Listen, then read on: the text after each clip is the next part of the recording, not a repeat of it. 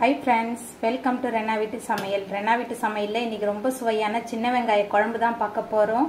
இந்த சின்ன வெங்காய குழம்பு ரொம்ப சுவையா இருக்கும். மழை நேரத்துல சூடான சாயத்துல கொஞ்சமா நெய் இல்லனா நல்லெண்ணெய் விட்டு சாப்பிறதுக்கு அட்டகாசமா இருக்கும். அதுக்கு அப்புறமா இட்லி தோசைக்கெல்லாம் தொட்டுக்கிறதுக்கு ரொம்ப சூப்பரா இருக்கும். எளிமையான முறையில ரொம்ப சுவையா செய்யக்கூடிய இந்த வெங்காய குழம்பு எப்படி செய்யறதுன்னு வாங்க பாத்துறலாம். சின்ன வெங்காயம் குழம்பு பண்ண போறோம். அதுக்கு முதல்ல கொஞ்சம் தாராளமாவே நல்லெண்ணெய் சேர்த்துக்கலாம். நல்லெண்ணெயில சமைச்சாதான் இந்த வெங்காய குழம்பு ரொம்ப சூப்பரா இருக்கும். எண்ணெய் சூடாய் வரட்டும். எண்ணெய் சூடாய் வந்துட்டு இதுல கடுகு வெந்தயம் சேர்த்துக்கலாம். கடுகு வெந்தயம் ரெண்டுமே நல்லா பொரிய ஆரம்பிச்சிருச்சு. 20 பூண்டு பல் சேர்த்துக்கலாம். இது கூடவே 25 சின்ன வெங்காயம் பூண்டு ரெண்டுத்தையும் சேர்த்துட்டு நல்லா கலந்து விட்டு வதக்கி விட்டுறலாம். சின்ன வெங்காயம் பூண்டு ரெண்டையுமே எண்ணெயில் நல்லா வதக்கி சமைக்கும் போது குழம்பு ரொம்ப சுவையாக இருக்கும். நல்லா கலந்து விட்டு வதக்கி விட்டுடலாம். நம்ம சேர்க்கும் போது எப்படி இருந்தது வெங்காயம் பூண்டு? இப்போ பாருங்கள், சின்ன வெங்காயம் பூண்டு ரெண்டுமே நல்லா வதங்கி வந்துருச்சு. இந்த அளவுக்கு நல்லா வதங்கி வரணும் வெங்காயம், அப்போ தான் ரொம்ப சுவையாக இருக்கும். அதுக்கப்புறமா இதில் பொடியாக நறுக்குனா ஒரு தக்காளி பழம் சேர்த்துக்கலாம். கூடவே கொஞ்சமாக கருவேப்பிலை சேர்த்துட்டு நல்லா கலந்து விட்டு மறுபடியும் நல்லா வதக்கி விட்டுடலாம்.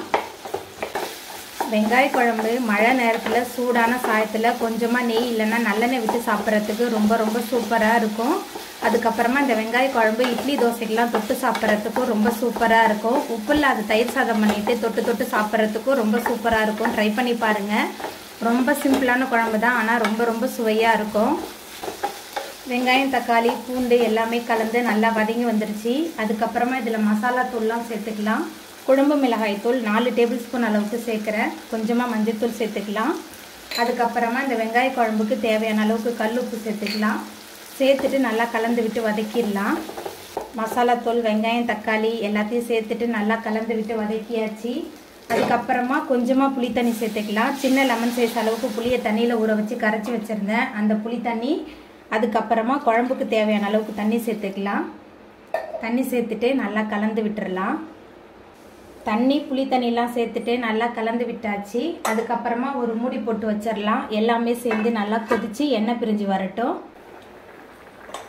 வெங்காய குழம்பு நல்லா கொதிச்சு எண்ணெயெல்லாம் பிரிஞ்சு வந்துருச்சு. அதுக்கப்புறமா இதில் மேலால் கொஞ்சமாக கருவேப்பிலை சேர்த்துட்டு நம்ம அடுப்பு ஆஃப் பண்ணிடலாம். ரொம்ப சுவையான வெங்காய குழம்பு அருமையாக ரெடியாகி வந்துட்டு அவ்வளோதாங்க. ரொம்ப சுவையான வெங்காய குழம்பு சூப்பராக ரெடி ஆகிட்டு. இந்த சுவையான வெங்காய குழம்பை நீங்களும் உங்கள் வீட்டில் செஞ்சு பாருங்கள். இந்த வீடியோ உங்களுக்கு பிடிச்சிருந்தா லைக் பண்ணுங்கள், ஷேர் பண்ணுங்கள், கமெண்ட் பண்ணுங்கள், சப்ஸ்கிரைப் பண்ணுங்கள். அப்படியே பக்கத்தில் உள்ள பெல் பட்டனை கிளிக் பண்ணிடுங்க. நன்றி.